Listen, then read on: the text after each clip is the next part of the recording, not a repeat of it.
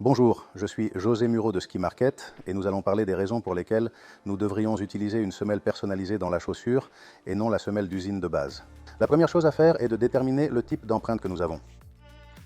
La semelle intérieure nous donnera 3 parties fondamentales à l'intérieur de la botte.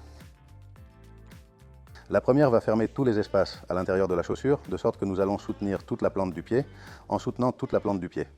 Je vais l'expliquer à l'aide d'une semelle intérieure. Ce que nous allons obtenir, c'est qu'il n'y ait rien dans l'air. En n'ayant rien dans l'air, nous allons parvenir à ce qu'aucune pression n'est produite dans les zones où nous allons maintenant voir au scanner ce qui se produit le plus souvent. Les plus couramment produites. Ensuite, nous avons une zone de compression, un châssis, une semelle rigide qui va nous aider à maintenir la stabilité du pied en permanence. Elle ne va pas nous permettre de faire de la pronation. Il va maintenir la stabilité dans toute la jambe, pas seulement dans les chevilles, mais aussi de la hanche à la cheville. Il maintient l'articulation droite et enfin, il soutient la voûte plantaire. Enfin, il soutiendra la voûte plantaire, ce qui empêchera le pied de courir. En empêchant le pied de courir, nous allons l'empêcher de courir. Nous n'allons pas guérir quoi que ce soit, mais nous allons éviter la douleur dans toute cette zone du pied. Voyons comment fonctionne le scanner. Par ici, s'il vous plaît. D'accord. Le scanner comporte 2 parties principales, la plateforme et l'écran. Tout d'abord, nous allons remettre nos pieds en place, mettre les pieds parallèles en position de ski et monter sur la plateforme. En avant. Nous mettons nos pieds bien en arrière. Que voit-on sur le scanner? Tout d'abord, la mesure de base du pied, mais surtout l'essentiel.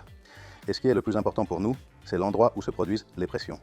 Si nous voyons toutes ces zones claires qui ne sont pas dessinées sur notre empreinte, ce sont les zones que nous devons couvrir, dont nous devons nous assurer qu'elles ne sont pas dans l'air. Il n'y a pas de mal à ce qu'elles exercent une pression sur la botte. Une fois que nous voyons ceci, nous pouvons déduire plusieurs choses.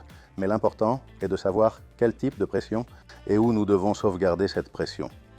Nous examinons ensuite le type d'empreinte, la forme, la largeur et la longueur. C'est important. Fermez un peu les pieds, comme avec la flèche. Nous maintenons cette position. On choisit un peu la position ici. Nous ne bougeons pas. Le scanner fait son travail et nous fait des recommandations. Quel type de semelle intérieure devrions-nous porter? Le type de largeur de pied que nous avons et la longueur. Comme vous pouvez le constater, pratiquement aucun pied n'est identique.